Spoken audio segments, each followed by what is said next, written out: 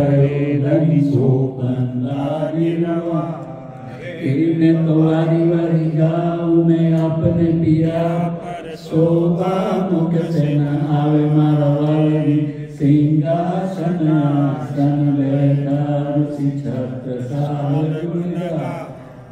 मैं तो वारी वारी गाऊं मैं अपने पिया पर शोभा मुख से न आए सिंहासन आसन बैठा ऋषि छत्र साजा गुण गावे सुंदर गुण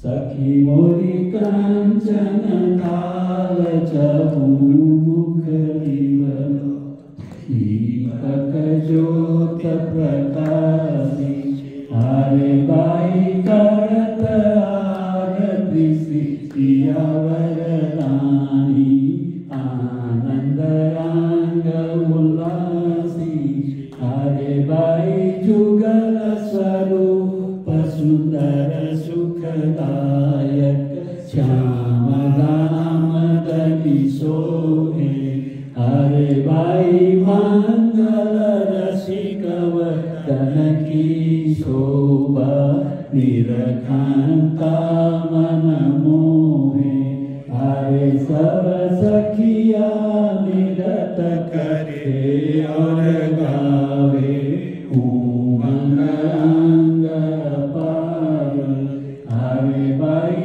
ताल मृदंग जंतर बाजे सखियों बोलत जय जयकार मारा वाला जी ने वादा मुखी अफर सखियों सिजिया श्याम सुहारी हरे भाई तन मन जीवनी चाकर करु श्री महामती चरणों लाई हरे भाई तन मन जीवनी चाकर करु श्री महामती चरणों लागे।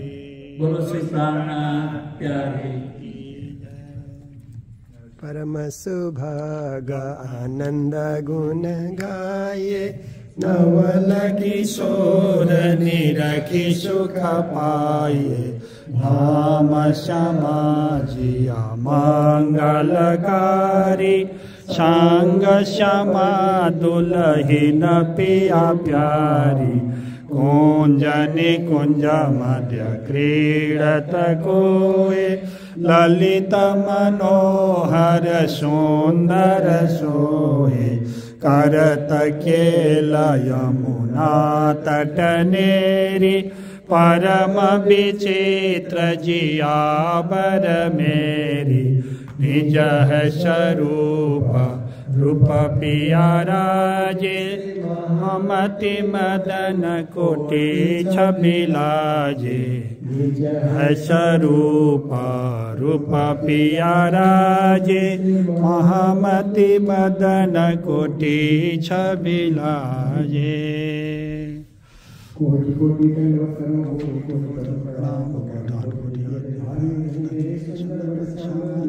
श्यामा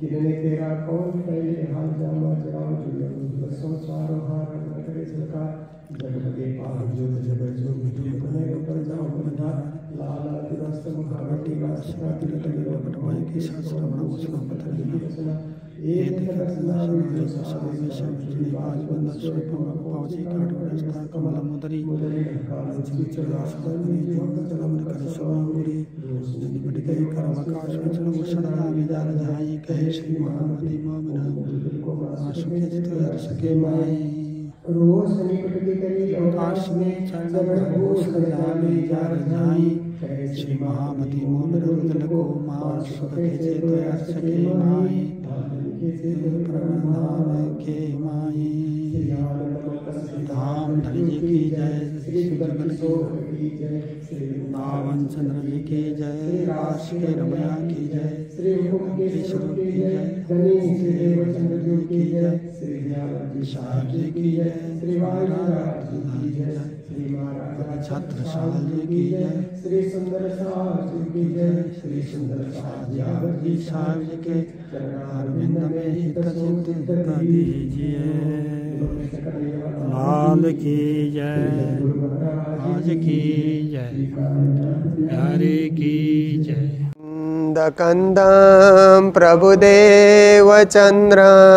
व्रजे स्वरूपे न पुरापि जातं प्रविश्य प्राप्तं प्रियप्राणनाथं परेशपूर्णं सततं नमामि। ब्रह्मप्रियाजा गरणाय जाता सर्वस्वपाता भवसिन्धुत्राता विज्ञानदाता निजधर्मधाता दिनेकबन्धो शरणं प्रपद्ये दिनेकबन्धो शरणं प्रपद्ये। वन्दो सतगुरुचरण को करूँ सुप्रेम प्रणाम अशुभ हरण मंगल करण श्री देवचंद्र जी नाम। श्री प्राणनाथ निज मूलपति श्री मेहराज सुनाम तेज कुंवरी श्यामा युगल को पल पल करूं प्रणाम तेज कुंवरी श्यामा युगल को पल पल करूं प्रणाम। उपस्थित धर्मप्राण शिरोमणि सुंदर साथ जी, अनंत चतुर्दशी सद्गुरु धनीश्री देवचंद जी महाराज का चलुआ धाम गमन की तिथि है और आज के दिन हम लोग यहाँ पर ग्रांड रैपिड में श्री कृष्ण प्रणामी मंदिर कल्चरल सेंटर में उपस्थित होकर के सद्गुरु महाराज के धाम गमन की तिथि पालन कर रहे हैं बिरह बाणी गायन करके। तो हमारे यहाँ के धर्म प्रेमी सुंदर साथ भी उपस्थित हैं और हम लोग भी जागनी यात्रा के क्रम में विभिन्न स्थानों में होते हुए आज ग्रांड रैपिड में हम लोग उपस्थित हैं। कल भी यहाँ पर कार्यक्रम होगा। तो आज सद्गुरु को याद करते हुए आज से 369 साल पहले श्री 5 नौतनपुरी धाम में सद्गुरु धनीश्री देवचंद जी महाराज जिन्होंने वहाँ रह करके नौतनपुरी धाम की स्थापना करके जागनी का प्रचार प्रसार किया, 313 महान आत्माओं को जगाया तो बहुतों को, पर ब्रह्म सृष्टि महान जो आत्माएं हैं 313 की संख्या में थी, उन्हीं में महामती प्राणनाथ जी भी थे। जागनी की सारी लीला उन्होंने की। श्री यमुना जी परम धाम से उन्होंने प्रकट किया। परम धाम के बड़ोबन को याद करके खिजड़ा का वृक्ष उन्होंने लगाया और भी बहुत सारी 25 पक्ष परम धाम की लीला दिखा करके संवत 1712 भदों का महीना अनंत चतुर्दशी की तिथि में सद्गुरु महाराज धाम पधारते हैं। और सद्गुरु के धाम पधारने के बाद महामती प्राणनाथ जी ने जो बिरह बाणी गाते हुए विलाप किया, वही बाणी गाने की हमारी परंपरा है प्रणामी समाज में। तो उसी परंपरा का पालन करते हुए हम लोग पहले बाणी गायन करेंगे और बाणी में जो शब्द आए हैं उनका फिर हम लोग व्याख्या करके चर्चा करके भी आप लोगों को सुनाएंगे। तो सबसे पहले अभी हम लोग चौपाई गा रहे हैं। ए तो कहर बड़ा हुआ जुलुम जाना ब्रह क्यों सहे खसम, सो मैं अपनी नज़रों देखा धर्म हमारा कछु ना रहा, धर्म हमारा कछु ना रहा। बोलो सतगुरु महाराज की, श्री प्राणनाथ प्यारे की। विलाप करे हैं राग रामाग्री। सैया ओही ओही कर ते फिरों, सैया ओही ओही करती फिरों, और करो हाय हाय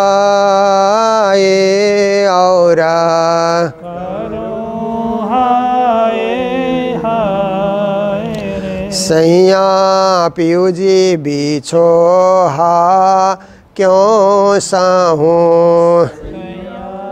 पियू जी बिछोहा क्यों सहूँ जिबरा टुका टुका होए न जाए रे जिबरा टुक टुक होए न जाए सैया फीटा फीट रे भुणे तो साबद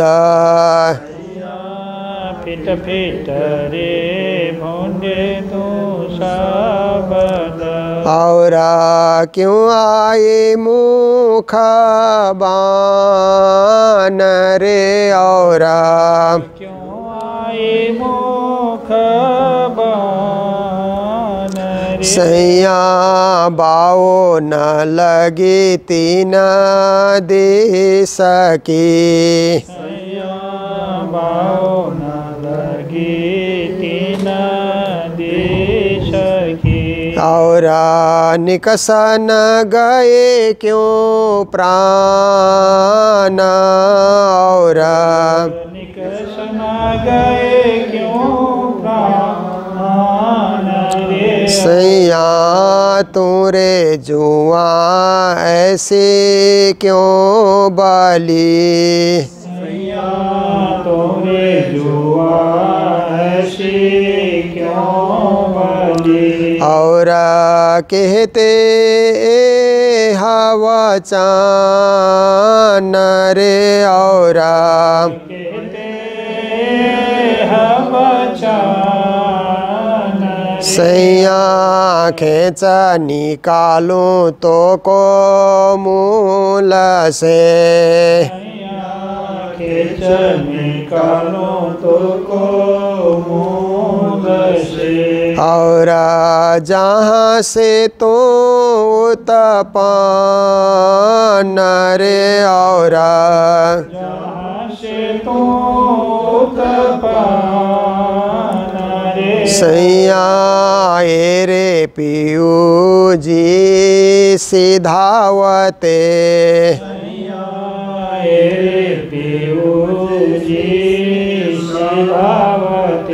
बाचा क्यों रही तू अंग बाचा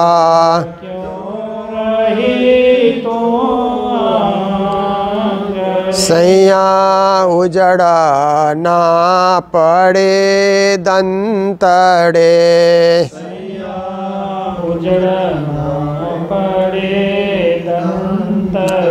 और घन घाये मुख भांगा और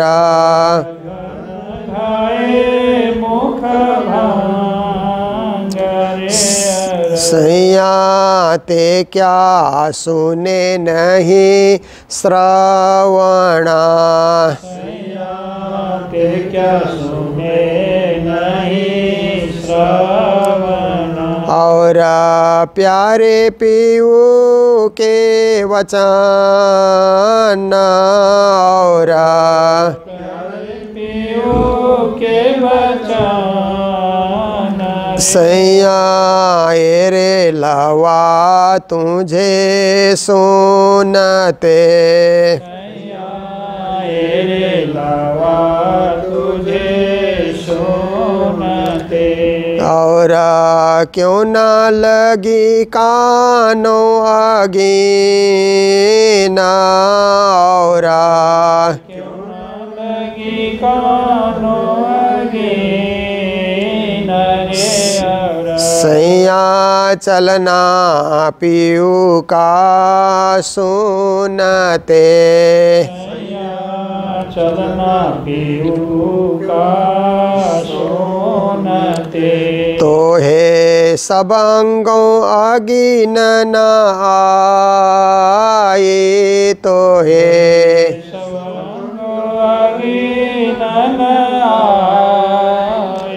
सैया सुनते आग झाला मीने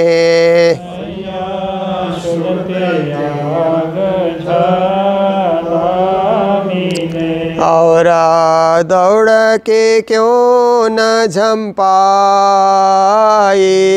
और के क्यों न झंपाए सैया नीच नैन ए तुझ देखते नीच नैनाए तुझ देखते और आया न आँखों लो और खोलो रे और सैया पीऊ लौकिक जीनो बिछुरे पियो लौकिक जिनो बिछुरे और ऐसे भी रोवे सो और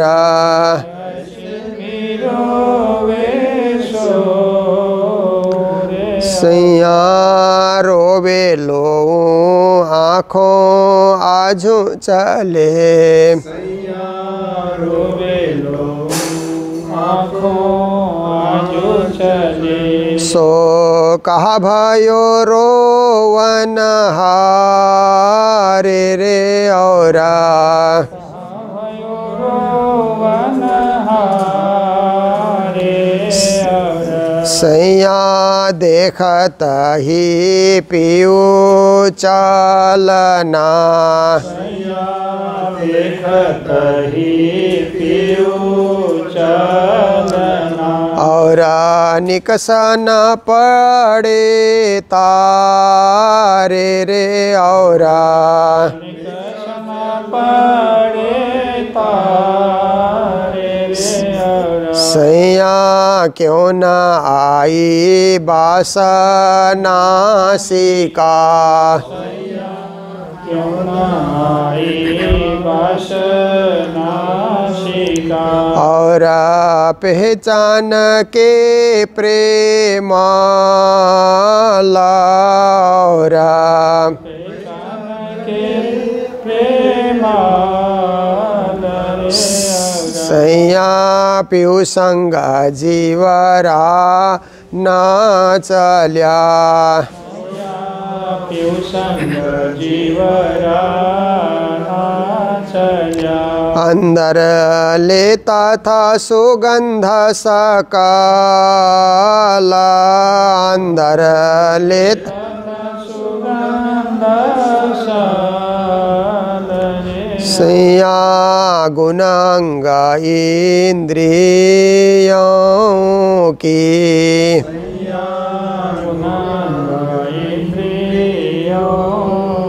पीऊ बांधते गोली प्रेम काम पीऊ गोली प्रेम काम सैया पहचान करते पहुँचावने पहचान करते पहुँचावने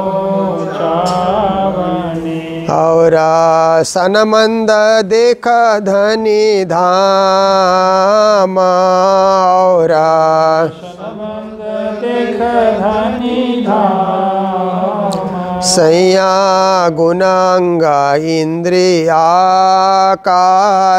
के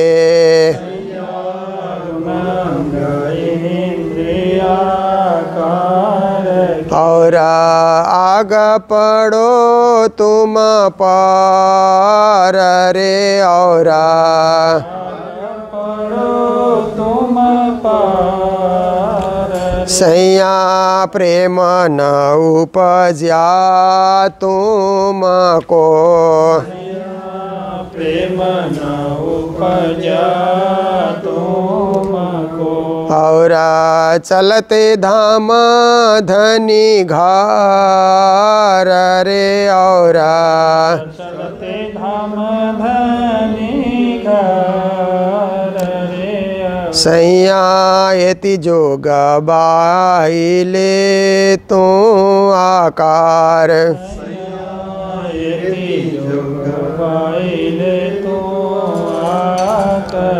धनी चलते पीछे क्यों रहा रे धनी, चलते पीछे क्यों रहा। सैया अब जलो रे उड़ो खाखड़े, अब जलो रे उड़ो खाखड़े। इना समिगल पिघल न गया रे इना, समिगल पिघल न गया रे। सैया अंग तो है ब्रह अगिन की, अंग तो है ब्रह अगिन की। और ना लगी कलेजे झाल, और लगी कलेजे झाल रे। सैया ए ब्रहले अंग खड़ा रहा, ये ब्रहले अंग खड़ा रहा। और फिट फिट करम चंडाल, और फिट फिट करम चंडाल। सैया हाथ पाऊँ सब अंग के, हाथ पाऊ सब अंग के। सब उजड़ा न पड़े संधान, सब पड़े संधान। सैया अंग रोम रोम जुदे न हुए, अंग रोम रोम जुदे न हुए। और अस्त होते तेज भान, और अस्त होते तेज भान रे। सैया ए रे निमुना भान का, रे निमोना भान का। मेरे पियू जी को दिया न जाए, मेरे जी को दिया न जाए। सैया ये जो धनी न भात की, जो तनी न भात की। और कोट ब्रह्मांड में न समाये, और ब्रह्मांड में न समाये। सैया ओही ओही करती फिरो, सैया ओही ओही करती फिरो। और करो हाय हाय रे, और करो हाय। सैया पियू जी बिछो हा क्यों सहूँ, सैया पियू जी बिछो हा क्यों सहूँ। जीवरा टुक टुक होए न जाए रे, जीवरा टुक होए न जाए। सैया ओही ओही करती फिरो, ओही ओही करती फिरो। बोलो श्री प्राणनाथ प्यारे की। उपस्थित धर्म प्रेमी सुंदर साथ जी, हम लोगों ने 15 चौपाई बिरहा वाणी प्रकाश ग्रंथ से जो श्री प्राणनाथ जी ने अपने सदगुरु की याद में बिरहा करते हुए अपने द्रवित कंठों से गाया, हम लोगों ने भी गाने के लिए प्रयास किया, क्योंकि सदगुरु धनी श्री देवचंद्र जी महाराज उमरकोट में उनका प्राकट्य हुआ था, जन्म हुआ था। फिर वहाँ से बचपन में ही उनके मन में खोजी, परब्रह्म परमात्मा की खोजी करने का विचार आया और उन्होंने उमरकोट में तो बड़ी खोजी की, परंतु मन में संतुष्टि नहीं हुई। इसलिए भूज चल करके आए, कच्छ में आए। कच्छ में भी भिन्न भिन्न संप्रदायों में उन्होंने खोजा, परंतु तृप्ति नहीं हुई। गुरु हरिदास जी के पास भूज में आकर के रहने से उनको कुछ शांति मिली। माता पिता भी वहीं आ गए, लीलबाई से वैवाहिक बंधन में भी बंधे। वहाँ रहते हुए गुरु हरिदास जी के साथ संगत करते हुए ब्रज बिहारी बाल मुकुंद श्री कृष्ण के दर्शन भी होते हैं, घुंघरी का प्रसाद भी मिलता है। फिर भी उनकी खोजी पूरी नहीं हुई। जिस परात्पर पूर्ण पुरुषोत्तम परब्रह्म अक्षरातीत धामधनी की खोजी में थे, तो वहाँ से चल करके जामनगर आते हैं। नवानगर भी उसको कहा जाता था। वहाँ आकर के श्री देवचंद जी महाराज ने फिर 14 साल तक निष्ठापूर्वक श्याम सुंदर के मंदिर में जाकर श्रीमद् भागवत श्रवण करने का नियम बनाया। देखिए, सदगुरु का नियम था प्रातः जल्दी उठना और उठ करके नहा धो करके पूजा पाठ जप ध्यान सुमिरन चिंतन इत्यादि कर लेना। उसके बाद फिर चल करके श्याम सुंदर के मंदिर में पहुंचना और कान्हजी भट्ट के द्वारा श्रीमद् भागवत सुनना। भागवत सुनने के लिए तो शहर के साहूकार चौधरी लोग भी आते थे, बड़े बड़े धनाढ्य सेठ भी वहाँ पर आते थे। पर श्री देवचंद जी महाराज की निष्ठा अलग थी। कथाकार भी उनसे प्रभावित हो गए कि ये अच्छे श्रोता हैं, इनका ध्यान भागवत के एक एक शब्द में है, एक एक प्रसंग में है। तो बीच में फिर सेठ साहूकारों ने ऑब्जेक्शन भी किया, शिकायत भी की कि आप देवचंद्र जी पर ही क्यों केंद्रित होते हैं, आपको कथाकार के रूप में हमने नियुक्त किया है, हमारा ध्यान ही नहीं रखते आप। तो कथाकार ने कहा, ध्यान मैं सबका रखता हूँ, पर क्या करें, जो एकाग्र होकर के सुनते हैं ना, उनमें स्वयमेव मेरा ध्यान केंद्रित हो जाता है।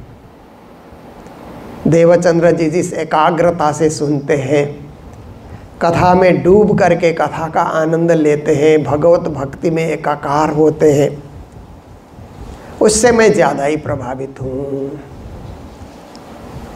तो उन लोगों के मन में फिर देवचंद्र जी महाराज की निष्ठा को देख करके ईर्ष्या भी हुई और देवचंद्र जी महाराज का सिर झुकाने के लिए उन्होंने जो 11 का उपवास और 12 का जो है उपवास पूर्ण करने के नियम में देवचंद्र जी महाराज 11 को तो भोग धरा करके भोजन प्रसाद लेते थे, 12 को उपवास रखते थे, क्योंकि 12 में भागवत की कथा नहीं होती थी। तो उन्होंने मन में बना लिया कि जिस दिन भागवत कथा नहीं होती है तो आत्मा को आहार नहीं मिलता है। जिस दिन आत्मा को आहार नहीं मिलता तो शरीर को आहार दे करके क्या करना। ऐसी उनकी निष्ठा थी। तो 12 को उपवास रखते थे, उसकी भी शिकायत की गई। देवचंद्र जी महाराज से पूछा गया तो देवचंद्र जी महाराज ने कहा, श्रीमद् भागवत एक ऐसी कथा है कि 11 की देवी का व्रत रखते रखते भी अंत में स्वर्ग में वो मुक्ति देती है, स्वर्ग पहुंचाती है। श्रीमद् भागवत का रसपान करके तो हमें कृष्ण के उस दिव्य परम धाम की प्राप्ति होती है। तो जहाँ परम धाम की प्राप्ति होती है वहाँ स्वर्ग जाने की साधना हम क्यों करें। और 11 की देवी भी अंत काल में कृष्ण प्रसाद दिलाने के लिए तत्पर होती है। तो जिसको अभी से कृष्ण प्रसाद मिल चुका है भागवत के माध्यम से, कृष्ण भक्ति के माध्यम से, वो 11 क्यों रखे। श्री देवचंद जी महाराज का शास्त्रीय प्रमाण और तर्कपूर्ण बातों से सब प्रभावित हो जाते हैं, कथाकार भी प्रभावित हो जाते हैं। 14 वर्ष लो निष्ठा बंध बचन ग्रहे सारी सनंद कई जप तप किए व्रत नेम सेवा स्वरूप स्नेह अति प्रेम। 14 साल तक भागवत सुनते रहे निष्ठापूर्वक। कथा प्रारंभ होने से पहले आ जाना, अपने आसन में विराजमान हो जाना, पूरी कथा को सुनना और फिर बाद में घर लौट कर जाना। 14 साल पूरे होने आए तो सदगुरु की थोड़ी परीक्षा भी हुई। बुखार इतना जोर का आया कि खाना पीना छूट गया। हम लोग वितक में तो सुनते ही हैं, पर ये ऐसा प्रसंग है कि जितने बार हम सुनेंगे ना उतना ही अच्छा ही लगता है, क्योंकि उसमें से हमें कुछ सीखने का, कुछ समझने का, कुछ ग्रहण करने का मौका मिलता है। इसलिए कैसे ही कठिन परिस्थिति क्यों ना आ जाए, हमारी निष्ठा में कोई कमी नहीं आनी चाहिए। भक्ति रूपी निष्ठा में किसी प्रकार की कोई त्रुटि न हो जाए, ये सदगुरु देवचंद जी से हम सीख सकते हैं। तो बुखार भी उतरा, वैद्यराज ने दवा दी और कथा सुनने के लिए माता पिताजी ने रोका, फिर भी चले गए। फिर बुखार भी उतरा। फिर इस प्रकार से समय व्यतीत होते हुए 14 साल की निष्ठा पूरी हुई। तो कथा मंडप में ही साक्षात श्री कृष्ण ने आकर के तारतम्य महामंत्र प्रदान किया। श्री देवचंद्र जी को दर्श दियो जो है पूर्ण रूप, तारतम्य को तत्व कयो हृदय बैठे स्वरूप। कथा मंडप में ही तारतम्य महामंत्र 16 अक्षरी 16 अक्षर वाला मूल महामंत्र, जो प्रथम चौपाई में पहली पंक्ति है ना, वो 16 अक्षर में है। श्री कृष्ण ने साक्षात देवचंद्र जी महाराज को प्रदान किया। और इतना होने के बाद देवचंद जी महाराज ने पूछा, हे स्वामी, हे श्री राज, आप कहाँ विराजमान होंगे? तुम्हारे अंदर आकार में आए के बैठे हम अन्यत्र कहीं नहीं जाएंगे, तुम्हारे हृदय रूपी धाम में ही बैठेंगे, क्योंकि तुमने अपने हृदय को इतना अच्छा सजा लिया है कि मुझे अन्यत्र कहीं जाना ही नहीं है। कृष्ण अंतर्धान होते हैं और कृष्ण यही आदेश देते हैं कि तुम अब तारतम्य मिला है, इससे जागनी करो। परम धाम के 12,000 ब्रह्म सृष्टि, 24,000 ईश्वरी सृष्टि, जगत के अनंत अनंत जीवों को जगाना है। तारतम्य सब भवसागर में डूब रहे जीवों को तारने वाला मंत्र है। ये सब श्री कृष्ण ने बताया। और ऐसा भी न सोचो कि जागने वाले नहीं आएंगे, तुम्हारे पास दौड़ दौड़ कर आएंगे। अनेक चमत्कार पूर्ण आड़ी का लीला के द्वारा भी जागनी शुरू होगी। देवचंद्र जी महाराज ने कृष्ण को हृदय में अनुभव किया। उस समय उनको लगा कि 25 पक्ष परम धाम उनके सामने दिख रहा है। धाम तालाव कुंज वन जोए, मानिक नेरे बन की सोए, पश्चिम चौगान बड़बन कहिए, पोखरा जी जमुना जी लइए, 8 सागर 8 भूमि के 25 पक्ष परम धाम के जल जलाकार परम धाम दिख रहा है। अब मन में होता है ये बात किसको सुनाएं? भागवत कथाकार से तो उन्होंने विदाई ले ली, उनको दान दक्षिणा दे करके कहा कि मुझे कृष्ण के साक्षात दर्शन हुए, कृष्ण ने जागनी करने का मुझे आदेश दिया है, इसलिए अब आगे मैं भागवत में नहीं आऊँगा, मैं अपने घर से ही जागनी करूँगा। तो कौन सुनेगा? तो गांग जी भाई मिले, इन अवसर तिने बानी लई चित्त धर कर विचार पूछे बचन नीके अर्थ लिए जो इन्ना, जब समझाई पार की बान तब धन की भय पहचान। सबसे पहले गांग जी भाई उनके चेले बन जाते हैं। फिर गांग जी भाई ने अपने घर में उनको बुलाया, चाकला मंदिर में। देवचंद जी महाराज का घर तो राज मंदिर है जामनगर में, गांग जी भाई का घर को चाकला मंदिर कहा जाता है। वहाँ सदगुरु महाराज आकर के विराजमान हुए।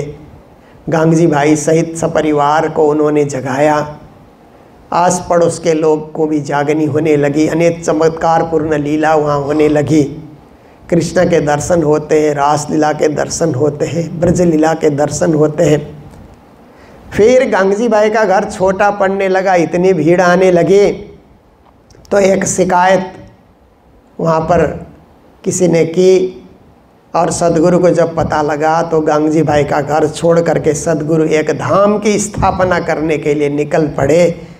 पीछे पीछे रोते हुए गांग जी भाई भी चलते हैं कि गुरु महाराज आप हमें छोड़ करके न जाएं, आपकी कृपा से ही तो सब परिवार जागा हुआ है, परम धाम को याद कर रहा है।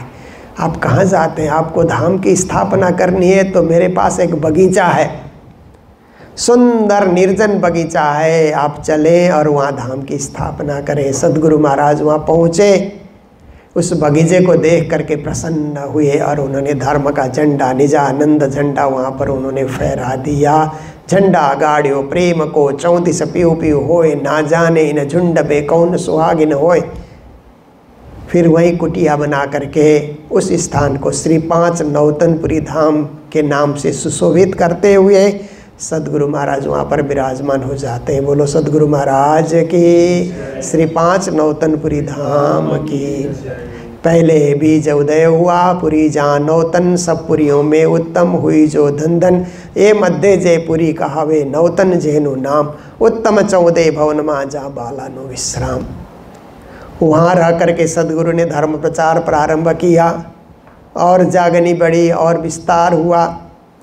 एक दिन सुंदर साथ को परम धाम के यमुना नदी का वर्णन सुना रहे थे कि पुखराज पहाड़ के तरहटी से यमुना जी प्रकट होती है। पूर्व में 4.5 लाख कोस बहती है, फिर दक्षिण में मुड़ करके 9 लाख कोस बहती है, फिर पश्चिम में 4.5 लाख कोस बह करके हौज कोसर तालाब में समा जाती है। और यमुना जल दूध सा सफ़ेद है, अमृत सा स्वादिष्ट है। तो एक भोले भाले सुंदर साथ ने कहा सदगुरु महाराज वो यमुना जल हमें भी पिलाइए ना। सदगुरु कहने लगे अरे बोले सुंदर साथ, मैं कहाँ परम धाम की बातें, परम धाम का वर्णन सुना रहा हूँ और तुम यहाँ पीना चाहते हो। सुंदर साथ ने कहा सदगुरुदेव आप कहीं का भी वर्णन करें पर मुझे तो यमुना जल पीने की इच्छा हो रही है। सदगुरु ने एक रेखा खींची और वही यमुना जी प्रकट हो जाती है। फिर उस सुंदर साथ को भी पिलाया गया, सारे सुंदर साथ को यमुना जल आचमन कराया गया, पिलाया गया। और आज भी नौतनपुरी धाम में यमुना जल का हम लोग पान करते हैं, यमुना जल से स्नान करते हैं। वो सदगुरु ने परम धाम के यमुना को प्रकट किया। फिर परम धाम के अनेक वृक्षों का वर्णन करने लगे तो उन्होंने वहाँ पर खिजड़ा का वृक्ष दातोन के रूप में प्रयोग किया, उसको भी ज़मीन में उन्होंने बोया। वो भी परम धाम के बड़ोबन के वृक्ष की तरह लहलहा उठा। अनेक चमत्कारपूर्ण लीला दिखाते हुए 25 साल तक नौतनपुरी धाम में खिजड़ा मंदिर में सदगुरु महाराज विराजमान रहे। और वहीं प्राणनाथ जी आकर के उनकी भी जागनी हो जाती है। 13 साल तक प्राणनाथ जी भी सदगुरु के चरणों में चर्चा सुनने आते रहे। फिर उनके बड़े भाई गोवर्धन धाम जाने से उनके मन में विरह हुआ तो सदगुरु ने अहमदाबाद भेजा ब्रह्मवैवर्त पुराण लाने के लिए। 7 दिन में ही लेकर के आ गए। तो फिर खेता भाई के गांगजी भाई के भाई खेता भाई को जगाने के लिए बसरा भेजा। वहाँ गए तो अब 4 साल लग गए बसरा से आने में। और आने के बाद कुछ शिकायत हुई तो सदगुरु के पास जाने से कुछ प्रणाम स्वीकार नहीं हुआ तो 2 साल घर में रहे। फिर उसके बाद 2 साल जाम राजा के छोटे भाई काला जी के पास जा कर के धरोल में उन्होंने मंत्री का काम भी किया। सदगुरु महाराज विक्रम संवत 1712 आया तो उन्होंने देखा अब मेरा धाम जाने का वक्त आ रहा है, मेरे उत्तराधिकारी तो मेराज ठाकुर ही है, उनको बुलाओ उनको बुलाओ। कभी बालबाई को कभी बिहारी जी को भेजा, अभी तक में हम लोग सुनते ही हैं। फिर जब प्राणनाथ जी को पता लगा सदगुरु बुला रहे हैं तो उनके चरणों में दौड़े दौड़े आए। श्री कृष्ण जन्माष्टमी की तिथि को सदगुरु से मिलाप हुई। एक तरफ नौतनपुरी धाम में जन्माष्टमी मनाने की पूरी तैयारी भी चल रही है, एक तरफ सदगुरु महाराज अस्वस्थ भी हैं, बीमार भी हैं। फिर गुरु शिष्य का 9 साल के बाद मिलन हो जाता है। मिलन होने के बाद जन्माष्टमी से लेकर के आज अनंत चतुर्दशी तक 22 दिन होते हैं। साथ में रहे गुरु शिष्य, बातें करते रहे, धर्म का प्रचार कैसे करना है, जागनी कैसे करनी है, तारतम का विस्तार कैसे करना है, सब सदगुरु महाराज ने समझाया। और सदगुरु महाराज ने ये भी कहा कि मेराज ठाकुर मैंने मौखिक रूप से परमधाम का ज्ञान समझाया है, तुम वाणी के रूप में इसे प्रभावमान करो। मैंने एक बीज बोया है, इसको वृक्ष के रूप में तुम परिणत करो। मैंने एक तालाब तैयार किया है, इसको सरिता के रूप में, नदी के रूप में तुम प्रवाहमान करो, बहाओ इसको।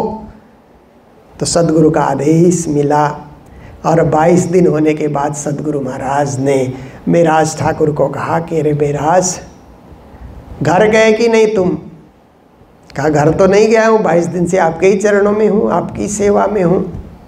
जाओ घर जा कर के मिलो, अपने भाई से मिलो, भाभी से मिलो, धर्म पत्नी फूलबाई से मिलो, वो लोग भी तो राह देख रहे होंगे। तुम यहाँ जामनगर आ गए, मेरे पास हो और घर नहीं गए तो घर वाले भी तो तरसते हैं मिलने के लिए। जाओ।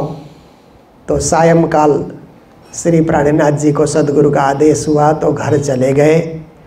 घर जाने के बाद सब लोग घर में मिले तो बातचीत शुरू हुई। बातचीत शुरू हुई तो सारी रात बातें ही करते रहे, पुरानी बातें, नई बातें, पुरानी यादें, नई यादें, सब कुछ बातचीत होती रही। और इधर उसी चतुर्दशी को रात्रि को 12 बजे श्री देवचंद जी महाराज ने सोचा अब मेरा परम धाम जाने का वक्त आ गया है। उन्होंने अपने पुत्र बिहारी जी को पास में बुला करके कहा कि देखो बिहारी, अब मैं धाम जा रहा हूँ। थोड़ा उनको सचेत किया। इतना होने के बाद सदगुरु महाराज फिर परम धाम प्रयाण करते हैं। उनकी आत्मा, दिव्य आत्मा परम धाम की ओर लौटती है। और फिर सुबह सुबह सब सुंदर साथ को खबर भेज दिया जाता है कि सदगुरु धनी श्री देवचंद जी महाराज धाम पधारे। बोलो सदगुरु महाराज की। तो श्री प्राणनाथ जी मेराज ठाकुर को भी खबर मिलती है। उस समय मेराज ठाकुर को लगता है ओह, मैं तो 22 दिन साथ में था। धाम जाते समय सदगुरु ने मुझे छल लिया, घर भेजा, माया में भेजा। ऐसा क्यों? तो हमारे ज्ञानी गुरुजन कहते हैं कि अगर साथ में बिठा करके रखते तो सदगुरु के धाम जाते। मेराज ठाकुर भी धाम जाने की तैयारी करते। अत्यंत विरह उनको सताता। उनको रोक करके उनके हाथ से पूरी जागनी करानी थी, इसलिए उन्होंने घर भेजा था। तो घर से रोते हुए, विलाप करते हुए नौतनपुरी धाम आते हैं। गढ़ तो आज मेड़ी मंदिर है, वहाँ से खिजड़ा मंदिर, नौतनपुरी धाम मेराज ठाकुर आते हैं। तो आते हुए रास्ते में जो उन्होंने विलाप किया, यही प्रकरण हम लोगों ने अभी गाया। ओही ओही करती फिरूं और करूं हाय हाय, प्योजी बिछवा क्यों सो जीवरा, टुक टुक होए न जाए। 81 चौपाई में, कुल 81 चौपाई में ये बिरह का प्रकरण आता है। तो हम लोगों ने 15 चौपाई गा करके इसका बिरह हम लोगों ने जीवन में उतारने का प्रयास किया। तो कहते हैं ओहो ओहो मेरे गुरु महाराज तो धाम पधार गए, हाय हाय ऐसे करते हुए रोना आता है। मेरे पियूजी, मेरे धनी का बिछोड़ मैं कैसे सहन करूं? मेरा जीव टुकड़ा टुकड़ा हो करके समाप्त हो जाना चाहिए। मुख से शब्द क्यों निकल रहे हैं? ऐसे आवाज़ क्यों निकलती है कि सदगुरु महाराज धाम पधार गए? ये शब्द भी सुनना अच्छा नहीं लगता है। तो कहते हैं कि ये उस दिशा से ऐसी हवा चलनी चाहिए कि मेरे भी प्राण निकल जाना चाहिए। जुआ से ये शब्द कैसे निकल रही है, ऐसे वचन को हम कान से कैसे सुन रहे हैं, ये जुआ भी इस तरह से कैसे बोल रही है, ये सब नहीं होना चाहिए। कहते हैं पीयूजी धाम जाते हुए ये वाक्य भी रुक जाना चाहिए। ऐसे वाक्य का प्रयोग क्यों हो रहा है? और मेरे दांत, मेरे जीव, मेरे अंग इंद्रिय सबको चोट लगनी चाहिए, सबको दुख होना चाहिए। और मेरे मुख को भी इस प्रकार से अनेक कष्ट से प्रभावित होना चाहिए। कहते हैं कि ये सब सद्गुरु के वचन जिन कानों ने सुना, अब फिर से सुनने का इन कानों को सौभाग्य प्राप्त नहीं होगा। धिकार है कान को भी, धिकार है मेरे शब्द को भी, जो पहले सद्गुरु की स्तुति में गाते थे अब वो गाने का मौका नहीं मिलेगा। मेरे प्यारे पियो सद्गुरु धनी से देवचंद्र जी के वचन सुनने का फिर से मौका नहीं मिलेगा। कहते हैं कि इस शरीर में आग लगनी चाहिए, बिरहा रूपी आग लगनी चाहिए। पियो जी का चलना सुन करके अग्नि क्यों नहीं प्रकट होती है? अग्नि के ज्वाला में जल करके दौड़ दौड़ करके इस शरीर को वहीं जला देना चाहिए। बिरहा रूपी अग्नि मेरे में प्रकट होना चाहिए। आँखों को भी कहते हैं अरे नयन, सद्गुरु के धाम गए हुए उस स्वरूप को तू कैसे देख पा रही है? तेरे आँखों में से आंसू निकलते निकलते खून भी निकलना चाहिए। साधारण लौकिक पीयू किसी के बिछुड़ते हैं तो भी बहुत रोते हैं, तो मेरे तो परम धाम के पीयू पुरुषोत्तम है। ऐसे करके ये बिरहा के वचन, बिरहा के शब्द प्रकट कर रहे हैं कि हे नासिका, तेरे में सुगंधी कैसे आ रही है, तेरे में तो परम धाम की सुगंधी आनी चाहिए। गुण अंग इंद्रिय भी धनी किस प्रकार से प्रेम की गोली बांध करके प्रेम तत्व का रसपान कराते थे, इनको भी वही पान करते रहना चाहिए। धनी के साथ संबंध कभी छोड़ना नहीं चाहिए। इस शरीर के इंद्रिय में अगर धनी से देवचंद्र जी महाराज के चरणों में भक्ति नहीं होती है तो सब शरीर में आग लगनी चाहिए, प्रेम उत्पन्न होना चाहिए, धनी के चरणों में अनुराग उत्पन्न होना चाहिए। ये शरीर भी एक योगबाई है, भक्ति करने के लिए अत्यंत उपयोगी इस शरीर को बनाया गया है, परंतु इससे भक्ति नहीं हुई तो ऐसा शरीर भी धिक्कार है, गल पिघल जाना चाहिए। बिरहा उत्पन्न हो करके अपने कलेजे में भी ज्वाला फटनी चाहिए। ये बिरहा लेकर के इस संसार में कर्म चंडाल बन करके जीवित नहीं रहना चाहिए। हाथ पांव अंग इंद्रिय सब उजड़ जाना चाहिए, संध संध टूट जाना चाहिए, रोम रोम में उसका चोट, उसकी घाव लगनी चाहिए। ऐसे तेज पूर्ण सूर्य के समान सद्गुरु महाराज अस्त हो गए। ये पीयू जी का निमाना सूर्य को भी नहीं दिया जा सकता। सूर्य तो इस ब्रह्मांड को प्रकाशित करता है, सद्गुरु ने तो विश्व ब्रह्मांड 14 लोक से लेकर के उस दिव्य परम धाम तक प्रकाशित किया है। ऐसे महान तेज तारतम ज्योत प्रकाश करूं अंधेरी सबको नाश। तारतम के तेज ज्योति और प्रकाश लेकर के जो मेरे सद्गुरु आए, ऐसे सद्गुरु के बिरहा में कोई उपमा हम नहीं दे सकते, कोई उदाहरण नहीं दे सकते। बस उनके चरणों में हम लोटपोट हो जाते हैं और उनके आदेश और उपदेश को जीवन में पालन करते हैं। यही भाव रखते हुए प्राणनाथ जी ये बिरहा बानी गाते हैं, जो हम लोगों ने भी समय के अनुकूल हिसाब से गाने के लिए प्रयास किया।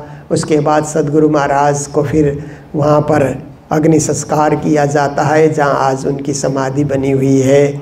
उसके बाद फिर 1 महीना तक तो नौतनपुरी में कोई जाता नहीं, फिर बिहारी जी को गुरु गादी पे विराजमान करते श्री प्राणनाथ जी महाराज धर्म का प्रचार प्रारंभ करते हैं और ये वाणी उनके मुखार बिंद से उतरती है, जिसको हम पढ़ रहे हैं, पूज रहे हैं और अपने धाम धनिकाई बांगमय स्वरूप मान करके हम आराधना करते हैं। ये सब वाणी प्रकट होती है।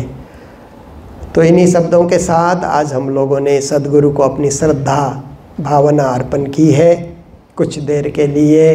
तो हम सब मिल करके अब अर्जी बोलते हैं, पिया तुम तैसी। तो पहले मैं ये प्रकरण के अंतिम चौपाई आपके समक्ष दोहराऊंगा, उसके बाद सब जन मिल करके फिर अर्जी बोलेंगे। बोलो श्री सद्गुरु महाराज की, श्री धाम के धनी की, श्री प्राणनाथ प्यारे की। देता बिछोहा धनी धाम के, तुम क्यों न किया यह विचार रे,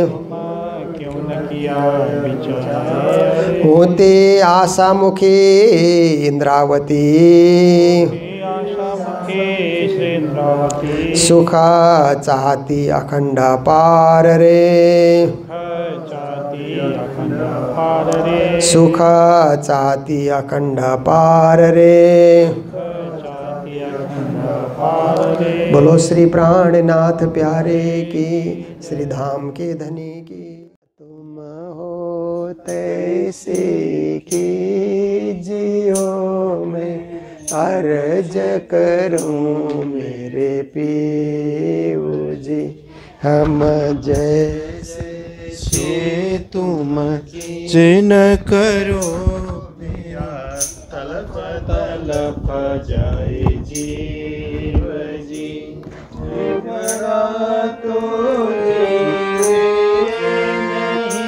क्यों मीटे दिल की प्यास जी, तुम बिन मैं किन सो कहूँ पिया, तुम हो मेरे आस जी।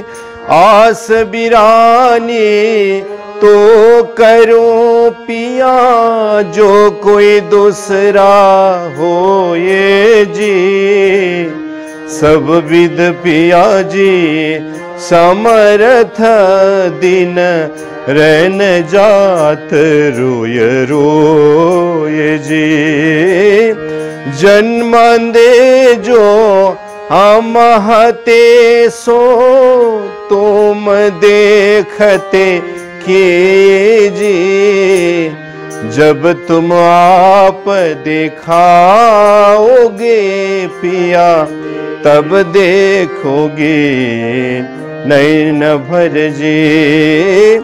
ये पुकार पिया सुन के दिल करो अब जीन जी, क्षण क्षण खबर लीजियो मैं अर्ज करूं दुल्हीन जी।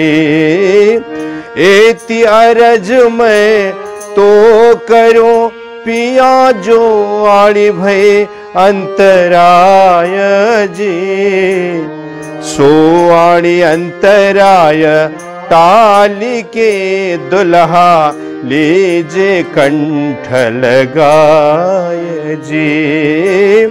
कंठ लगाए कंठ सो पिया कीजे हास विलास जी। वारण जाए इंद्रावती पिया कदमों राखो पास जी। तुम दुल्हा में दुल्हीन पिया और न जानो बात जी। इस कसों सेवा करूं पिया सब अंगो साक्षात जी। सदा सुखदाता धाम धनी मैं कहाँ कहूँ इन बात जी। महमति जुगल स्वरूप परवर अंगना बलि बलि जात जी। सदा सुखदाता धाम धनी मैं कहाँ कहूँ इन बात जी। श्री महमति जुगल स्वरूप पर अंगना बलि बलि जात जी। अंगना बलि बलि जात जी। अंगना बलि बलि जात जी। बोल श्री कृष्ण कन्हैया लाल की, सद्गुरु महाराज की, प्राणनाथ प्यारे की।